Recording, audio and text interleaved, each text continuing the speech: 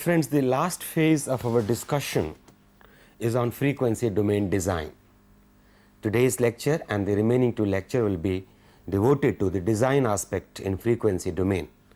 So, to give you the design algorithms, the very first point will be to see as to how do we represent a system in frequency domain, how do we characterize a system in frequency domain.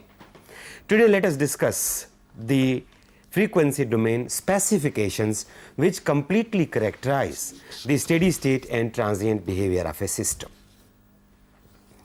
I will consider a feedback system. Let me say that this is the open loop transfer function, the forward path transfer function, and here I have G, the sensor transfer function, the feedback path transfer function. So, the closed loop transfer function, let me represent it by M. M is equal to Gs over 1 plus GSHS. Okay, this is what I have as the closed loop transfer function of the system. If I view it in frequency domain, Mj omega becomes equal to Gj omega 1 plus Gj omega Hj omega. If frequency varies between 0 to infinity, I can see the behavior of the closed loop system if I am able to evaluate the magnitude and phase angle of omega. I put this function here and want you to store this information in your mind, this question in your mind. This is Gj omega 1 plus Gj omega Hj omega. What I said is the following, that the closed loop behavior of the system in frequency domain is known to us if we know Mj omega magnitude and angle Mj omega. Please note that what you have is the open loop frequency response. The information on Gh is known to you because the open loop frequency response corresponds to the sensor, corresponds to the plant. You have the model corresponding to the sensor of the plant, or you have determined by experimentation the frequency response of the open loop system. So, when I say that the closed loop behavior will be known to me, it means really this is still a pending question that is given an open loop frequency response. I have to evaluate the closed loop frequency response to get the values of the magnitude and the phase angle of M. This is a point you register. Please see that when I come back to the closed loop frequency response, I like to pick it up again. Now, before that, I will like to take the standard characteristics of an ideal low pass filter. You know that if I take this as the magnitude and this is omega, this is my cutoff frequency omega c. This is the characteristic of an ideal low pass filter which gives you the gain up to this point as unity. Let us say I take as unity, and then there is a sharp cutoff at the frequency omega c so that the gain becomes 0. So, you see that this type of characteristic for control system is quite ideal because in the frequency range of interest to you, you can have the unity gain, and whenever the frequencies you are not interested in, you want to filter out the noise frequencies, you can sharply cut off. So, it means as far as the low pass characteristics are concerned, its ideal characteristic is very much suited to control system. So, you see that if you view it from the point of view of communication engineering, what is a low pass filter is very clearly known to us. I will like to say that all control systems are more or less low pass filters, as you will see, because the signals are normally of low frequency range and the noise is of high frequency, and you want the noise to be filtered off, and therefore the characteristics of the control system which you are going to design in frequency domain is more or less a low pass filter. But that also you know that an ideal low pass filter characteristics is not realizable.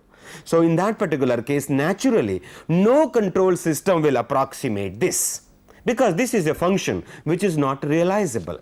So, a typical control system, when I say a control system, I am talking of a feedback system. Typical characteristics of a feedback system are of the following type. This is the typical characteristics. Let me say it is 1 here. This is omega and here it is magnitude m. Because the ideal characteristics are non-realizable.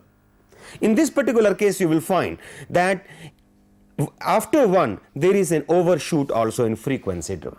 And you can say that this particular point where this is maximum, this particular frequency I may refer to as the resonant frequency, and this particular overshoot I may refer to as the resonant peak. And then it falls off. And you will note that there is no sharp cutoff here. This is a typical control system characteristic. So as far as the cutoff frequency is concerned, where do I put the cutoff frequency is not clear to me. So the characteristics, as you already know, of the low frequency range and high frequency range characteristics of a system are defined with respect to the bandwidth. So what I do is I consider that particular frequency as omega b, the bandwidth, where the magnitude has dropped to 1 by under root 2 value of unity, not the peak overshoot, please. This we take with respect to unity, because actually you wanted a flat gain. You see that if your magnitude gives a unity gain at all frequencies, that is the ideal condition, because that will correspond to perfect tracking.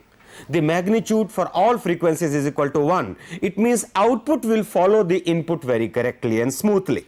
So this is 1 is the ideal characteristic you want, and there may be a peak overshoot. In that particular case, the bandwidth for the control system or low pass filter characteristics, systems with low pass filtering characteristics, is defined with respect to this flat gain of unity. Therefore 1 over under root 2 is the magnitude I take, and this I take as the frequency omega b, which gives me the characteristics of the system in the low frequency and high frequency region. You will please note that for a typical control system, what is omega b is very difficult to quantize and describe. As you will see when I give you the quantitative relationships, omega b as large as possible is a very useful characteristic. The reason being, omega b is as large as possible. It means your gain is flat for as large a range of frequencies as possible. Naturally, the tracking characteristics of such a system is going to be good. The rise time of such a system is going to be low, and therefore a large omega b is a characteristic which is wanted by control designers. So this is just a quantitative guideline. Qualitative guideline. Quantitatively I cannot say that what should be the value, because the value will depend upon the system and the noise filtering requirements. Now if you take a very large value, what will happen? The noise also enters the loop. So it means if you know the sensor noise, if you know how the system is going to behave to the noise characteristics, you know the cutoff point. So even if you are compromising tracking, you will have to take a finite value of bandwidth so that the noise characteristics are taken care of, so that high frequency noise is filtered. Okay, this is one point. You see that I am telling you that omega b is equal to infinity, or very large of omega b are welcome from the point of view of trajectory tracking, from the point of view of control system performance. But there are limiting factors. The limiting factors are the noise characteristics, and second factor, as you will see, to realize a large bandwidth you will require large gains. So the large gains, you can see it from here. Please see, help me please. If you want the flat characteristics, the flat characteristics means m is equal to 1 for most of the total frequency range. How can you get m is equal to 1? Can you help me from here? M is equal to 1 will come only if Gj omega tends to infinity. Then and only then you can get m is equal to 1. You see, Gj omega tending to infinity only will approximate this function to 1, and hence this 1 means unity gain for a large range of frequencies, which equivalently means there is large bandwidth in the system. So you find that Gj omega tending to infinity will come only if large magnitudes are involved, and large magnitudes will lead to saturation. So this point, the limiting point may please be understood very well.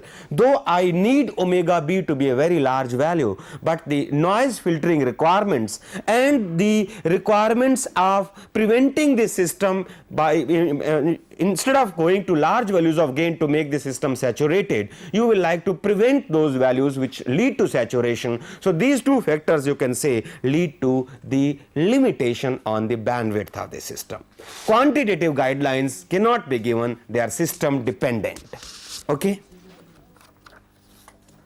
So you see that I now know that control system I am going to design is more or less a low pass filter.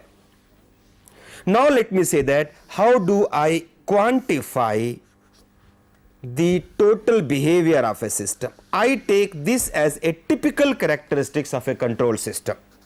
This is 1 here, and this now total frequency response, I am taking this as magnitude m, this I am taking omega. Please note that this magnitude m I am referring to closed loop frequency response, though the data available with you is that of open loop frequency. So it means you will have to obtain the closed loop frequency response to make this sketch, and from this sketch we will see what are the characterizing parameters. Like in the time domain, I can say that the characterizing parameters for this particular system is the complete frequency response.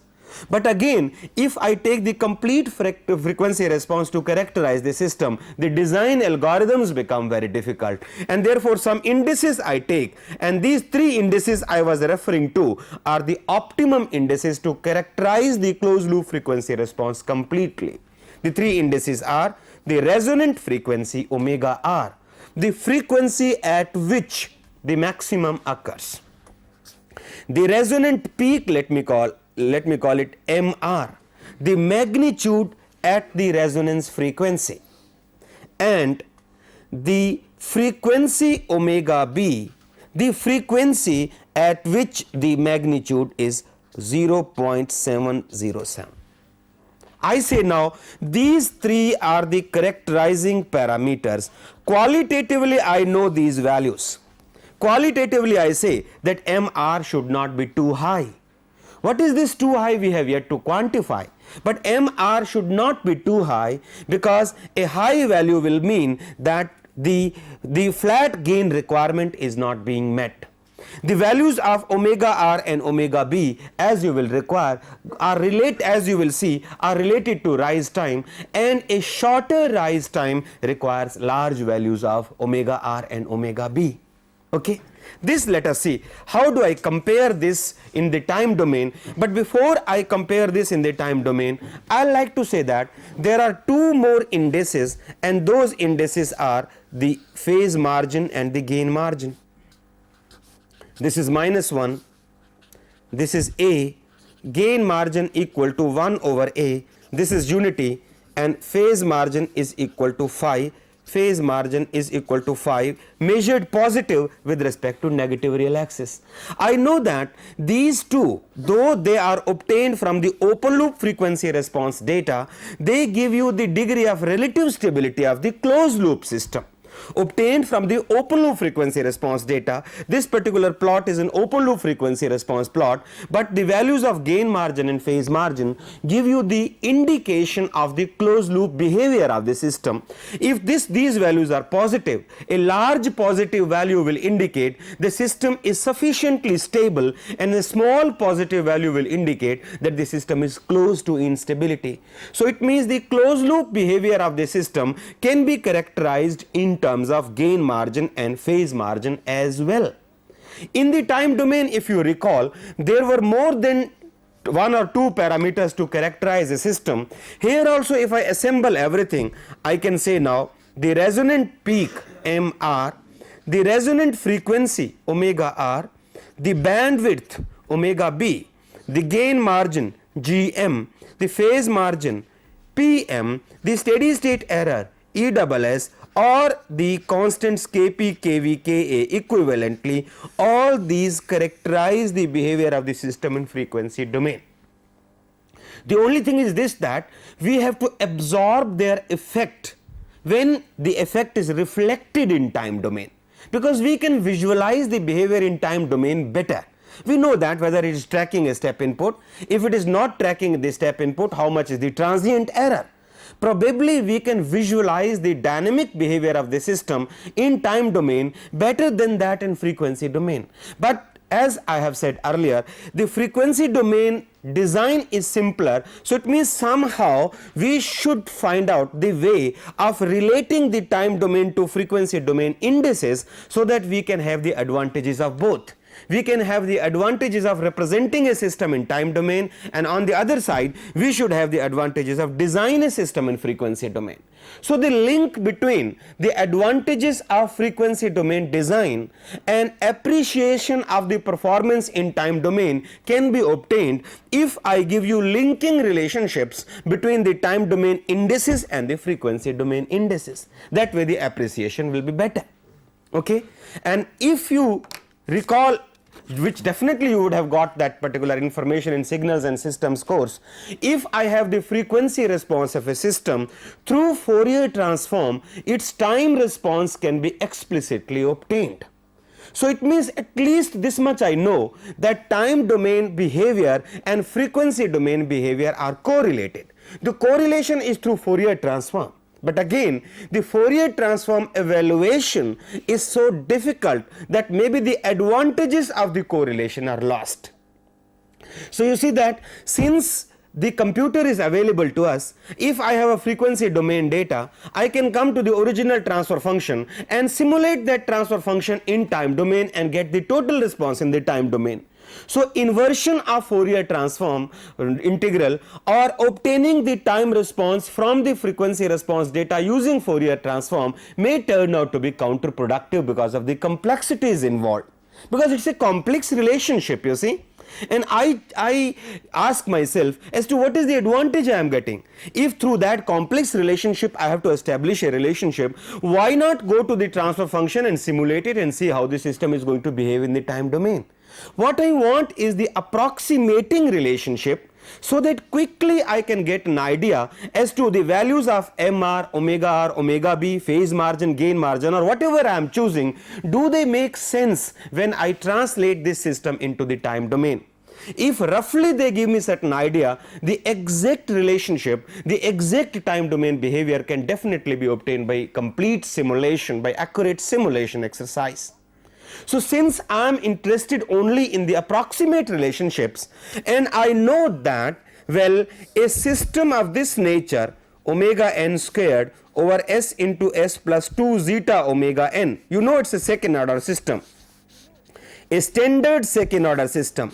You know, you have seen so far through the root locus design and other methods that in most of the cases the design, final design you have got has got two dominant poles, and other poles either they are dominant, non-dominant, or there is a zero close by.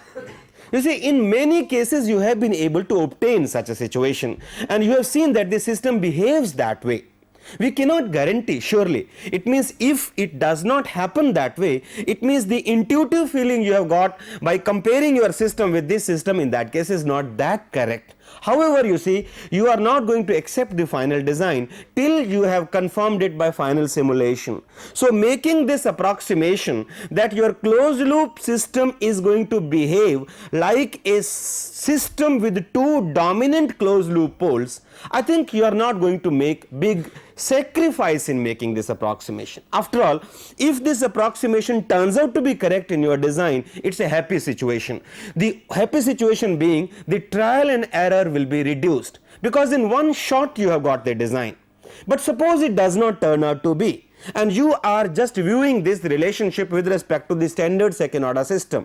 The only thing is that it will show up in simulation, and you will be able to realize that maybe the correlations you have between the time domain and frequency domain are not correct, and by trial and error you will be able to tune those correlations. You will be able to get better correlations, or you will be able to adjust the frequency domain parameters, frequency domain specifications in such a way that the final simulation gives you the correct result. So please, I conclude my statement with this. As far as comparison of this is concerned, I am at this stage making a big approximation that the closed loop system you are going to design in frequency domain will behave equivalent to a second order system, or will have dominant pair of roots. If it has dominant pair of roots, in that particular case, you can quickly visualize how your system will behave in time domain. If this approximation is not correct, there will be a big gap between your visualization and exact simulation. However, a trial and error will take care of this gap. I hope my point is well taken. If that is the case, then help me please, what is the correlation between the time domain behavior and the frequency domain behavior, assuming that our final system is going to behave this way. Okay, if I take this as the final system, you know that your closed loop transfer function ms becomes equal to omega n squared over s squared plus 2 zeta omega ns plus omega n squared. This is your ms, the closed loop transfer function of a second order system where zeta and omega n parameters have taken, and we know the physical interpretation of zeta and omega n in terms of dynamical behavior of the system. We know that. The only thing we are saying, we are assuming that our closed loop system is going to behave like a second order system. Okay? However, this approximation, please note, will not enter your design. I'm re-emphasizing this point. This approximation is not entering your design, you see. If that is the case, you have to be extra careful. In the frequency domain design, this approximation is not entering. This approximation is only for quick visualization of the behavior of the system which you know in frequency domain, a quick translation of that behavior in the time domain, that's all. The approximations we are going to make for that purpose only. Okay? If that is the case, in that case I will like you to help me. mj omega becomes equal to omega n squared over, help me please, minus omega squared plus j 2 zeta omega n omega plus omega n squared. Well, if I take normalized frequency u equal to omega by omega n, mju or mu, whatever way you call it, is it equal to 1 minus u squared plus j 2 zeta u. Taking in terms of normalized frequency please, omega by omega, omega n is a parameter of the system now. Is a fixed parameter of the system, the natural frequency. So I am taking u is equal to omega by omega n. In that particular case, the magnitude becomes this. Yes, help me, how do I get the frequency at which the resonant will occur, at the peak will occur of the closed loop frequency system? Now you imagine this is the closed loop frequency response of the second order system. I am interested in getting this value omega r, mr, as well as omega b. These are the three parameters I want to get for this system. Give me the guideline please. How do I get it? This value, shall I take derivative of the magnitude with respect to u? Will it be alright? You see that first you take the magnitude. The magnitude m j u is going to be equal to 1 over 1 minus u squared whole squared plus 2 zeta u squared under the root. This is your u please, m. This m is the magnitude of the second order system.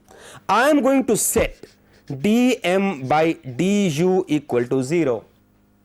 That will give me ur, the frequency, the normalized frequency at which the resonance occurs, the peak occurs. And that frequency, if I substitute in m, I am going to get mr. Please see, I am going to get the values of ur and mr from this particular equation, a second order equation. It's a simple mathematical step. I want to save time here. Please see, your ur turns out to be equal to 1 minus 2 zeta squared, and therefore your omega r is equal to omega n 1 minus 2 zeta squared. It is the resonance frequency, and corresponding mr, by substituting this value of omega r, I write here again omega r 1 minus 2 zeta squared, and mr, just substitution gives me 1 by 2 zeta 1 minus zeta squared under the root. These are the values of omega r and mr I am getting as far as the resonance, these conditions are concerned. So now you see that as I said, you can visualize, you can get a feel of the time domain behavior. This particular expression you can see is a direct relationship between zeta and MR, and hence it is a direct relationship of resonance peak in frequency domain and peak overshoot in time domain, because you know that peak overshoot in time domain is an explicit function of zeta only. So it means the quantitative index omega r which you have in frequency domain gives you a feeling of the time domain behavior in terms of zeta. You see that I get this plot again with respect to 1. So if I get it with respect to 1, I can say typically this is for zeta equal to 0.2, and let us say as zeta increases I take this zeta is equal to 0.5 and so on.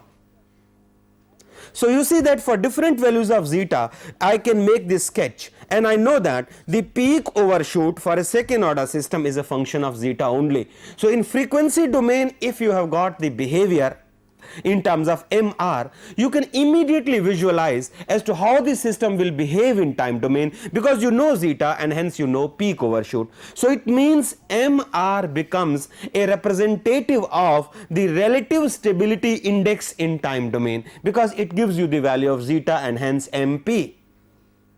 Okay. One point may please be noted that this actually is defined for zeta greater than 0 less than 0.707. Otherwise the value becomes negative. So for this range zeta between 0 and 0.707, these equations are valid. But doesn't matter, you see, for zeta greater than 0.707 your system behaves very close to a critically damped system, that is it gives you a behavior close to zeta is equal to 1, it close to a behavior which does not have MR at all. So it means for any value of zeta greater than 0.7, equivalently you can say that as if there is no overshooting here, there is no resonance peak, it's flat. You see, you can imagine, you can consider, after all it's an approximation you are taking. So it means if you are getting omega r close to 1, that is if you are getting as if there is no overshoot over here, in terms of time domain you can say your zeta is greater than 0.7, and any value greater than 0.7 is very close to critically damped system. You have not to know exactly whether your overshoot is 5% or 10% or 2%. How does it matter if the overshoot is in the range of 2 to 5%? It is equivalent to critically damped system as far as the overall behavior of the system is concerned. We are more interested to see whether the system is going to the verge of instability or not. That is more risky. Whether it is 40% or 50%, that is more risky, and we are interested to know that behavior. 2% or 5% will anyhow show up when I go to the system simulation. Okay? Just see, if MR is exactly known to me, what is omega r representing? For a given zeta, your omega r is representing omega n, and for a given zeta it represents omega n, and hence it represents the rise time or settling time of the system. So you can say that if I give you omega r and MR as the two indices, you can obtain the values of zeta and omega n, and hence you can obtain the peak overshoot, rise time, settling time, and everything is in your hand, with the only proviso that it is valid only if it can be approximated by a second order system. If not, you see, you get it by simulation, there is no other go, because you will really not like to go by Fourier transformation to get the time domain, because simulation will turn out to be an easier approach than getting it through the Fourier transform. So you get the first feel from here. You see, it is just the designer's feel. Anyhow, you are not going to give the results to the user without extensive simulation. So the extensive simulation will show up whether the correlation which you have realized using the second order function is okay or not. If not, then that simulation only will guide you. Please note, that simulation will only guide you as to what should be the value of MR and omega r in your design. No quantitative help can be given to you. This simulation and your own experience is going to guide you that in the next trial of design, what values of MR and omega r should be taken. Is it okay, please? So I say that MR and omega r, they become two indices in frequency domain representative of the time domain behavior. Now, as in time domain there are more than one indices representing z and zeta and omega n, so is the case here. Help me, how do you get? I mean, today I am not getting your help, I want your help please. How do you get omega b for a second order system? Yes, omega b. Give me the guideline equations. I will simply write and then immediately go to the value of omega b. I am interested in the value of bandwidth in terms of the zeta and omega n. You know that your m magnitude is equal to 1 over 1 minus u squared whole squared plus 2 zeta u squared under the root. Yes please, what do you suggest? Put equal to 1 by root 2. Yes, here also though the equation looks a little complex, but evaluating is not difficult, you see. You just take the magnitude is equal to 0.707 and manipulate this equation and substitute back u is equal to omega b over omega n in that particular case, ub equal to. Get the value of ub from here and ub becomes equal to omega b by omega n, and that gives you omega b is equal to omega n. I am giving you the complete expression please, 1 minus 2 zeta squared, sorry I should rewrite it, just I have to translate it from my notes. Omega b is equal to omega n 1 minus 2 zeta squared plus 4 zeta 4 minus 4 zeta squared plus 2 under the root. It's a big expression but doesn't matter. I am interested in the relationship, its physical significance in time domain, and it gives that value. You can just see now omega b again, as I said, is a representative of rise time. For a given zeta, omega r relates zeta. For a given fixed zeta, omega b is related to omega n, and therefore the rise time or settling time requirements can be translated in terms of omega b. Of course, in frequency domain with respect to noise filtering characteristics, omega b has got its own interpretation also. But when you see it in terms of rise, in terms of time domain, it gives you a feel as to how the system is going to perform, what is going to be the rise time or settling time, because using these relationships you can get the value of omega r and omega b. So you can see that I really cannot give you the values of omega r, mr, omega r, omega b independently, because they are correlated. So it means if I am giving you more than two specifications to represent the dynamic behavior of the system in time in frequency domain, these specifications have to be consistent. See, like in the case of time domain, settling time and rise time cannot be independently given. You see, you cannot give me anything. You see, it has to be compatible with the system, they have to be consistent. Similarly, in this particular case, if I give you specifications more than one in that particular, for a particular behavior, in that particular case the specifications have to be consistent. So in this case, omega r and mr and omega b may turn out to be better set of specifications, because omega b visualization in terms of noise filtering characteristics is better. So if I say, if I have to define these two, maybe mr and omega b, I will put in my design algorithm, and as a check, if the omega r specification is also given, I will check whether that specification is also satisfied or not. But as far as the design algorithm is concerned, I will like to use mr as a representative of damping and omega b for a given damping, rise time or settling time. These two specifications I will embed in my design algorithm, and omega r can be checked where if in addition this specification is also given. Okay. In addition to this, you see, if you have more methods, different methods of specifying the performance, maybe the design becomes simpler. Now I have given you that the gain margin and the phase margin, these two also are important characteristics, important characterization variables of a closed loop system. And the advantage in gain margin and phase margin is this, that you can obtain these indices from the open loop frequency response data directly. I am explaining my point again. You see, as far as mr, omega r and omega b is concerned, these are the indices you can obtain only from the closed loop frequency response.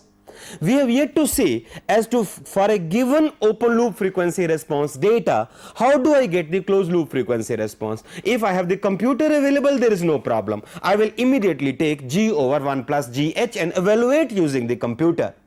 But if the computer is available, if I am working on the computer, maybe all these design exercise will take a different turn. Taking this design this way simply means the training, pre-computer training, so that the subject becomes clear, so that we have a feel of the design and the final design can be taken using CAD software. So it means I will really like to rely on these methods of indices, these methods of characterizing the system behavior. I need your attention on this point. Maybe it comes to today in the second other class. MR, omega R and omega B become different good methods of characterization if I give you methods of getting the closed loop frequency response quickly, because that is the point. I have normally the open loop frequency response data. So let me see if I can characterize the system directly using open loop frequency response data. The answer fortunately is yes, because the Nyquist stability criterion using either the Nyquist plot or the Bode plots gives you the information on the closed loop behavior using directly the open loop frequency response data. So you see this point, this is your gain margin 1 over A and here is your phase margin. You now please relate the gain margin and phase margin for a standard second order system. What is the open loop frequency of a standard second order system? GS is equal to omega n squared over S into 2 zeta into S plus 2 zeta omega n. This is your open loop frequency data, open loop transfer function of a standard second order system. Come on, please help me. I want the phase margin and gain margin for this standard second order system directly from the open loop frequency response data. Assume that this is the plot of this system. Okay, you know that the plot of this system will not be like this. Is it true? Is the statement that if I say that the plot of this system is of this nature, it's a wrong statement. It's a type 1 system, a second order system. What will be the nature of the plot, please? In this case, for a standard second order system,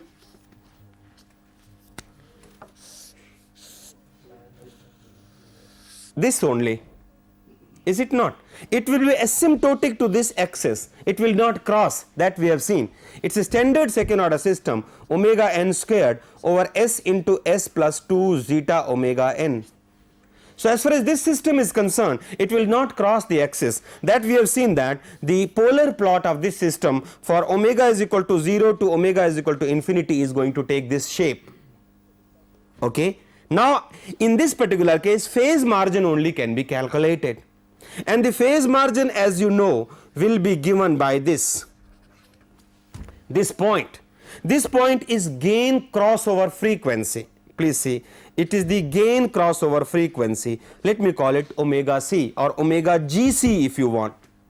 The gain crossover frequency is omega gc, at which the gain is equal to unity. And this angle measured positive with respect to this axis is your phase margin. And for a standard second order system, correlations with respect to phase margin is possible, but correlation with respect to gain margin is not possible for a standard system, because gain margin is equal to infinity for all cases. Okay, the response is of this nature. Okay, in that case I want you to give me the relationship for the phase margin, please.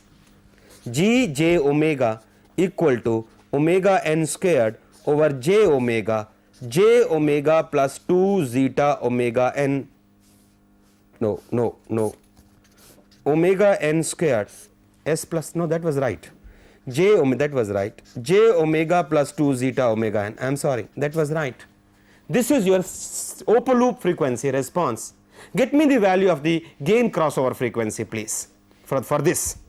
How do I calculate? As you have said in the earlier case, I set the magnitude is equal to 1 in this particular case, and the magnitude g j omega is equal to omega n squared over omega plus 2 into 2 zeta omega n squared plus omega n squared under the root.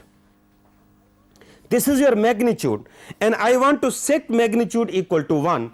The frequency which I get by setting magnitude is equal to 1 is the gain crossover frequency. And I give you here the value of the frequency, assuming that you will be able to solve this equation. A little involved result, but solving the equation is straightforward. Omega gain crossover frequency turns out to be omega n k. A factor k is coming, and this k is a function of purely zeta. I give it from my notes, please. 4 zeta 4 plus 1 under root minus 2 zeta squared. This is the value of the omega gain crossover frequency for a standard second order system, please. Now you can just see that omega gain crossover frequency is the gain crossover is a function of zeta and omega n. But the only good point in this particular case is that you are getting it from the open loop frequency response data directly without plotting the closed loop frequency response. Now you can give me the phase margin also. What is phase margin equal to? At this particular point I have to get the value of the phase margin. Is it alright that, please see this equation, 180 degrees plus the phase angle of Gj omega I am writing as the phase margin. Gj at omega Gc is the phase margin. Please see that this is the point. Phase of omega j Gc, what is this value? This is the value with negative sign. So let us say if it is minus 120, in that particular case your phase margin is 60 degrees. You know that for a stable system the phase margin is positive.